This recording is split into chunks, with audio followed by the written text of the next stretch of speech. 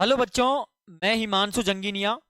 और बच्चों, आज का जो हमारा टॉपिक है वो है मैसे तथा लेसे, यानी एचसीएफ और एलसीएम क्या होता है। देखो, मैसे की जो फुल फॉर्म होती है वो हमारे होती है महत्तम समापवर्तक, और लेसे की होती है लघुत्तम समापवर्तक। अब यहां पर जब आप मैसे तथा लेसे ज्ञात करेंगे तो उनकी दो विधियां होती हैं। एक विधि होती है हमारी अभाज्य गुणनखंड विधि, और दूसरी विधि होती है हमारे भाग विधि, या फिर जिसे हम विभाजन विधि से भी जानते हैं। देखो, अभाज्य गुणनखंड विधि क्या है, इसका हम एक प्रश्न लेते हैं, तब आपको अच्छे से समझ आएगा। जब आपसे अभाज्य गुणनखंड विधि द्वारा यहां पर देख रहे हो आप, तो मैं से तथा हमें ले से ज्ञात करना है। तो जब आप ज्ञात करोगे तो यहां पर तीन, यहां पर डिजिट है, तीन अंक हैं, तो आपको तीन इस प्रकार से ब्लॉक बनाने होंगे। पहले वाले ब्लॉक में 20, अगले वाले में 40, और इसमें क्या लिख दोगे, 60। अब देखो, एक एक ब्लॉक को आपको सोल्व करना होगा। जब आप 20 को देख रहे हो, जब आप इस प्रकार से प्रश्न करोगे, तो आपको सबसे छोटी डिजिट यानी यहां पर दो लेके चलनी है, एक नहीं दो। दो से स्टार्ट करना है। पहले दो का भाग दोगे, जब तक चल रहा है तब तक दो का देते रहो, फिर तीन, फिर इस प्रकार चार, ऐसे आगे हमको बढ़ना है। ठीक है ना। तो यहां पर देखो, दो का भाग जा सकता है कितनी बार, 10 बार। फिर दो का भाग जा सकता है 5 बार, और फिर पांच का ही जाएगा पांच में कितनी बार, एक बार। इसी प्रकार 40 में दो का भाग जाएगा 20 बार। देखो देखो आप, दो का दो दूनी चार और एक जीरो बच गया। इसी प्रकार दो का भाग 20 में 10 बार। फिर दो का आप दोगे 5 बार, और फिर पांच का दोगे कितना आएगा भाई, एक आएगा। इसी प्रकार हम क्या करेंगे, यहां पर देखो, यहां 10 था, फिर आपने दो का भाग दिया, पांच आया, और फिर पांच का भाग दिया, एक आया। इस प्रकार हमने किया था यहां पर। अब आप 60 में भी इसी प्रकार करोगे, तो जब यहां पर दो का भाग दोगे तो कितना आएगा, 30 आएगा। इसी प्रकार देखो, 30 में दो का भाग जा सकता है 15 बार। अब 15 में देखो दो का भाग नहीं जाएगा। जब दो का नहीं जाएगा तो हम अगला नंबर लेंगे, वो होता है 3। अब 3 का भाग पूरा पूरा 15 में चला जाएगा कितनी बार, 5 बार। और पांच में किसका जाएगा, पांच का कितनी बार, एक बार। तो यहां पर पांच का आपने दिया कितना आया, एक बार आया। अब हम क्या करेंगे, यहां पर 20, 40 और 60। अब देखो, यहां पर जो 20 का हमने लिया है वो गुणा दो गुणा 5 आया। 40 का दो गुणा दो गुणा दो गुणा 5 आया। और 60 का दो गुणा दो गुणा 3 गुणा 5 आया। जब आप एचसीएफ ज्ञात कर रहे हैं तो आपको इनमें कॉमन निकालना होगा। क्या निकालना होगा, कॉमन निकालना होगा। तो हम यहां पे क्या निकालेंगे, कॉमन। देखो, ये दो कॉमन निकल गया, और क्या कॉमन निकल गया, ये दो कॉमन निकल गया। यहां पर देखो, ये पांच भी कॉमन निकल गया। ठीक है ना। और देखो, इसमें दो है, यहां पर नहीं है। तीन इसमें है, इन दोनों में नहीं है, तो हम इसको नहीं लेंगे। तो यहां पर हमारा जो आया भाई, वो क्या क्या आया, गुणा दो गुणा 5। ठीक है ना। तो हमें इसको गुणा करना होगा। तो दो दूनी चार, और चार पंजे कितना हो गया, 20 हो गया। तो इसका जो एचसीएफ होगा वो कितना हो जाएगा, हमारे यहां पर 20 हो जाएगा। तो इस प्रकार हमने एचसीएफ को निकाल लिया है। अब बात करते हैं हम एलसीएम की। देखो, इसमें ये एलसीएम, क्योंकि हम समझ रहे हैं यहां पर अभाज्य गुणनखंड विधि द्वारा, तो एलसीएम भी इसी प्रकार निकलता है। जब कोई कॉमन निकल जाता है तो देखो, क्या हम बोले, सबसे हाईएस्ट जो नंबर आ रहा है ना उतनी पावर लगा दो। जैसे यहां पर दो, देखो सबसे हाईएस्ट कितना रहा है, एक, दो और तीन। भाई इनमें तो दो दो बार है। ठीक है ना। एक, दो और तीन, दो कितनी बार आया, 3 बार आया। ठीक है साहब। इसके बाद पांच कितनी बार है, एक, दो, देखो इसमें भी एक बार, इसमें भी एक बार, और इसमें भी एक बार। तो पांच की पावर कितनी है, एक। इसी प्रकार तीन कितनी बार है, एक बार। तो तीन भी हम लिख देंगे एक बार। तो दो कितनी बार हो गया, 3 बार हो गया, एक, दो और तीन। पांच एक बार और तीन एक बार। दो दूनी चार, 4 दूनी 8, 8 पंजे 40 और 40 दिए कितना हो गया 120।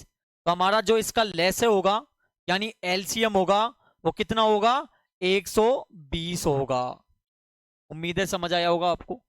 मतलब एलसीएम कैसे निकालना होता है दोबारा देखिए, सबसे हाईएस्ट पावर को लेना होता है। कहने का मतलब यहां पर दो सबसे ज्यादा किस लाइन में आ रहा है इस वाले में, तो दो 3 बार आ रहा था, हमने दो को 3 बार ले लिया। 5 सबसे ज्यादा एक बार ही है तो 5 एक बार ले लिया।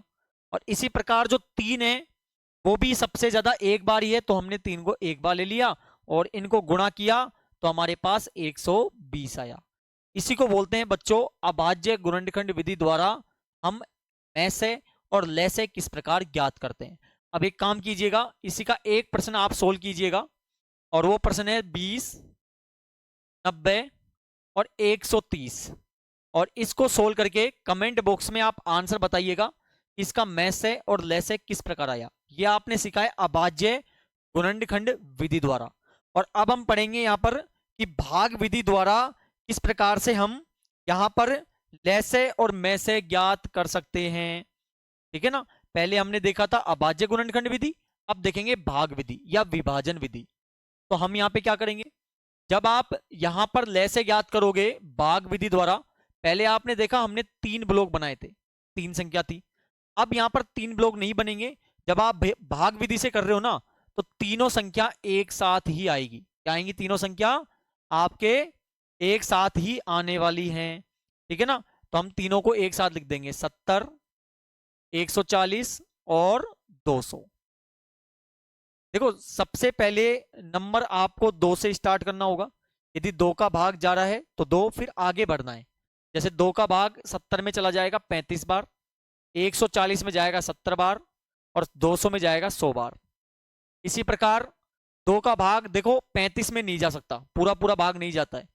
ठीक है ना, क्योंकि 2 का भाग पूरा पूरा भाग उसमें जाता है जिस संख्या के अंत में 0, 2, 4, 6 और 8 आता है, उन्हीं में ही 2 का भाग जाता है। तो यहां पर लास्ट में 5 है तो 2 का भाग नहीं जाएगा, तो हम इसी प्रकार लिख देंगे। और 70 में जाएगा 35 बार और 100 में जाएगा 50 बार। इसी प्रकार 2 का भाग 35 में नहीं जाएगा, 35 में नहीं जाएगा, लेकिन 50 में जाएगा भाई 25 बार। अब जब इस प्रकार से हो गया तो 2 का भाग तीनों संख्याओं में बिल्कुल नहीं जाएगा, तो अगले नंबर पे बढ़ो 3, 3 का भाग भी नहीं जाएगा। 3 का रूल ये होता है कि सभी अंकों को जोड़ो और 3 के पाड़े में आ रहा है तो 2। जैसे 3 + 5 8 हो गया और 8 3 के पाड़े में नहीं आता। इसी प्रकार 2 + 5 7, 7 3 के पाड़े में नहीं आता, तो 3 का नहीं जाएगा, 4 का भी नहीं जाएगा, 5 का जाएगा। 5 7 35, 5 7 35 और 5 25। फिर 5 का चला जाएगा, 7 में नहीं जाएगा, 7 में नहीं जाएगा, 5 में जाएगा एक बार और फिर 7 का दोगे 1, 1 और 1 आ जाएगा।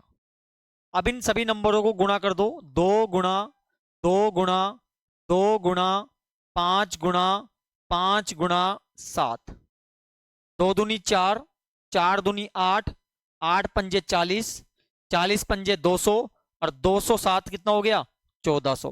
तो 1400 इसका क्या होगा एलसीएम होगा यानी लेस होगा।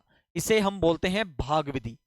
ठीक है ना, जब तीनों एक साथ यहां पर डिजिट निकलती है, 2 होती तो दोनों एक साथ निकलती, 6 होती तो 6 एक साथ निकलती। अब हम सीखेंगे, ये तो हमने सीखा है एलसीएम, ये था हमारा बच्चों एलसीएम यानी कि लेस है। अब हम देखेंगे मैस है, ठीक है ना, यानी एचसीएफ। ये किस प्रकार से ज्ञात होगा, जब आप करोगे तो यहां पर हम यहां पे देख रहे हैं अब मैस है, ठीक है ना। तो हम यहां पे क्या करेंगे, अब यहां पर देखो 70, 140 और 200 किस प्रकार निकालोगे। सबसे पहले भाग आपको देना होगा, भाग कैसे देना होगा, पहले 70 का भाग 140 में दो। ठीक है, कैसे, 70 यहां पे लिखो और फिर 140 को अंदर लिखो, बड़ी वाली संख्या को। 70 का भाग पूरा पूरा चल जाएगा, कितनी बार जाएगा 2 बार, तो यहां पर हमारा हो गया, पूरा हो गया। तो अब आगे जब आप बढ़ोगे तो किस संख्या का भाग गया पूरा पूरा 70 का। अब इसी संख्या का वापिस आपको भाग देना होगा तीसरी वाली संख्या में, जो कि कितनी है 200 है, तो 200 में भाग दे दो। तो 70 दूना हो गया 140, 2 आ गया भाई, कितना बच गया 60 बच गया। वापिस घुमा दो इसको, और जिससे भाग दिया था उसको अंदर लिख दो। ये प्रोसेस तब तक चलती जाती है जब तक या तो पूरा पूरा भाग ना हो जाए या शेषफल 1 ना बच जाए।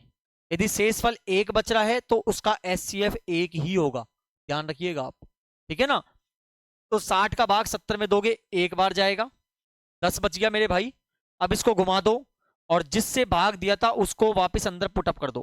तो कितनी बार गया, 6 बार गया। क्या पूरा पूरा हो गया आपका, हमारी डिजिट पूरी हो चुकी है। तो हमारा जो फाइनल आंसर आया है वो 10 का भाग गया है। तो इसलिए इस संख्या का जो एचसीएफ हो जाएगा, यानी में से जो होगा ना, वो कितना होगा मेरे भाई, यहां पर होगा 10। तो इस प्रकार हमने, तो बच्चों हमने आपका जो टॉपिक है में से तथा ले से वो कंप्लीट कर लिया है। दोनों विधि हमने समझी है, अभाज्य गुणनखंड विधि और साथ ही साथ भाग विधि। मुझे पूरी उम्मीद है आपको अच्छे से समझ आया है। तो बच्चों जिन्होंने चैनल को सब्सक्राइब नहीं किया है प्लीज़ चैनल को सब्सक्राइब करें, क्योंकि आगे आने वाली वीडियो जितने भी हैं वो आपको टाइम पे मिलती रहे, और अपने दोस्तों तक जरूर शेयर करें। तो मिलते हैं नेक्स्ट वीडियो में, बहुत बहुत धन्यवाद।